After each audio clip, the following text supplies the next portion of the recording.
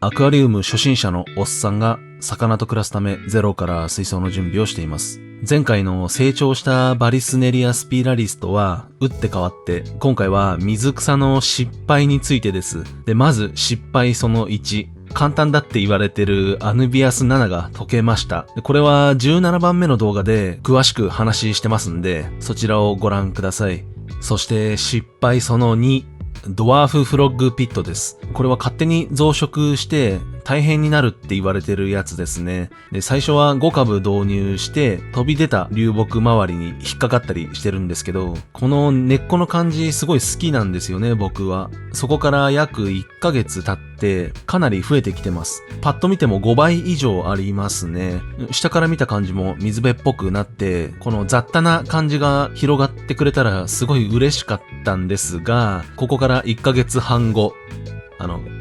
消えました。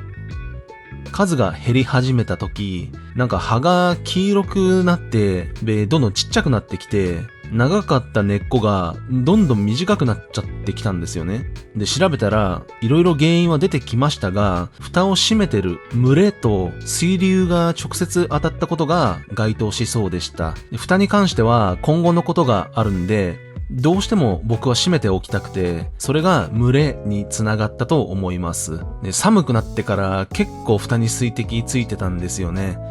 そもそもこの蓋周りは最終的に色々変更する予定だったんで、もう少し後に別の動画で報告させてください。そして水流ですが、どうしても外部フィルターつけてると水面は動いちゃうんで、っていうか動かしてるんで、何かに引っかからなかったドワーフフロッグピットが結構ぐるぐるぐるぐる動いてたんですよね。浮き草ってそもそも水流があるとあんまり良くないらしいです。なのでちょっと残念ですが、僕の環境にドワーフフロッグピットは合わなかったっていうことにします。で、いずれこの水槽が完成した後、ゆっくりドワーフフロッグピットにちょっと向き合ってみたいと思ってます。そして失敗その3がウィローモスです。これも簡単だって言われてますね。32番目の水槽メンテ動画で少し触れましたが、育成に失敗しました。で、画面の方これいい感じに見えませんか？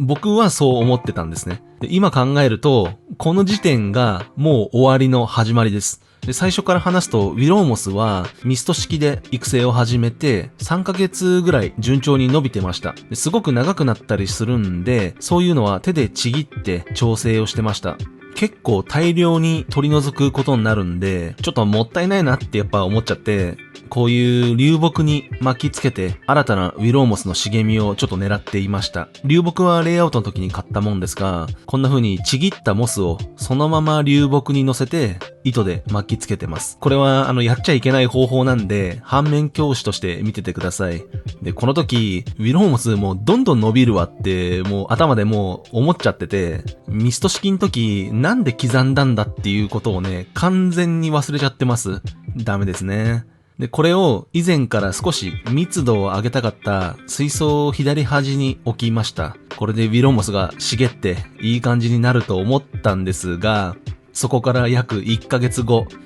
これまたね、消えました。で、申し訳程度にウィローモスがくっついてますが、茶色くなってるのも画面でわかると思います。こういう小石に巻きつけたウィローモスも全部消えました。で、すごい隅っこに置いてあるのは、もうこれはダメだっていう状態になったんで、景観的に端に寄せといた感じです。これを見ると、根元の方がすごい茶色くなって腐ったようになっているのがわかると思います。こちらを見ると、根元の方が糸のようになってて、先端だけモスっぽくなってるのがわかります。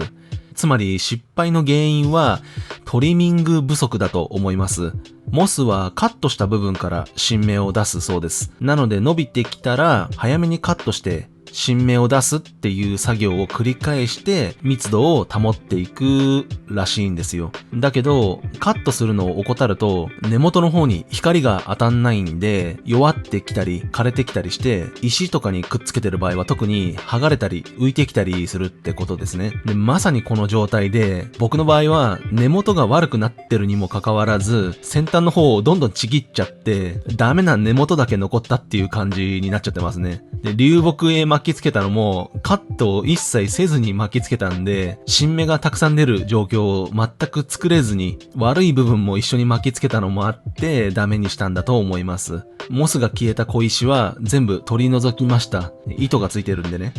ウィローモスはトリミングの必要があるっていう情報は、まあ言い訳だけど目にしてたんですが、どうしてもね、茂ってるモスにバスッとハサミ入れられなくて、綺麗に伸びてるからまだ大丈夫だろうとか思っちゃって手をこまねいてたのがダメでしたね。この映像を見ると下の方がダメになってるっていうのがわかりやすいかと思います。もう茶色くなっちゃってますよね。これの先端だけカットして再利用するのも考えたんですが、水槽の中でちぎれたモスの破片があちこち結構残って育ってるんで、再挑戦の時はそれを使ったり、さらに買ってきていろいろ試そうと思います。この巻いてた糸の残骸になんか哀愁が出ちゃってますよね。まあしょうがない。そして失敗その4がミクロソリウムです。種類とかの詳細は16番目と18番目の動画をご覧ください。で、これは失敗っていうか、どうしたらいいかわからんって感じで、もしかしたら気づいた方もいるかもしれませんが、ミクロソリウムが少し減ってるんですね。で、減ったら配置を変えてるんで、そこまでなくなっちゃった感はないかもしれませんが、とにかく減ってます、ミクロソリウム。これの原因は、ブツブツ病って言われてるやつです。これいつ頃から出てきたかちょっと正確に覚えてないんですけど、変なブツブツが全体的にくっついてるのに気づいたんですよね。で、集合体とかブツブツ苦手な人はちょっと閲覧注意です。で、葉っぱの裏にあるブツブツはシダ植物でよく見る胞子のちょっとわかんないですけど、ってやつだと思います。で、これは規則的に並んでますよね。で、これとは別に、葉っぱの表面とか根元とか、もういろんなとこに胞子とは違うブツブツが出てきちゃったんですよ。これひどくなるとこんな感じになります。で、さらにひどくなると、新芽とかがこれに侵されて、もうこうぐじゅぐじゅって丸まった状態になったりしてるんですよ。で、これ調べてみたんですが、原因も対処法もよくわかってないらしくて、正直ね、お手上げです。で、ネットではウイルスだからキャリアの株がどうこうって話もあったり、対処法も含めていろいろこれ言われてるんですね。で、もちろん真逆の意見もたくさんあって、僕は調べたんですけど、気に留める程度にしか見てないです。何よりこの気持ち悪さがもう嫌なのと、これミクロソリウムで結構よく起きることらしいのに、解説とかでね、あんまり触れられてないんですよ。すごい気分が萎えちゃって、もう切り落として綺麗にするっていう対処しかしてないです。なので、葉先から出てきた新芽とか、生き残ってる綺麗な株だけを残したり、葉っぱを全部切り落として根っこの部分だけにしたりしてるうちに当然数はどんどん減ってきました。このミクロソリウム結構大事にしてたんですごい残念ですね。でもこれも仕方ないですね。こんな感じで今回は失敗した水草の話をまとめたんですけど、僕はこの90センチ水槽で今安定しているこの環境を軸に置いて、ここで無理なら合わなかったんだっていうことにして、対処に関しては別の水槽でやるっていう方法にしようと考えてます。いや、別の水槽持ってないじゃんっていうことになるんですけど、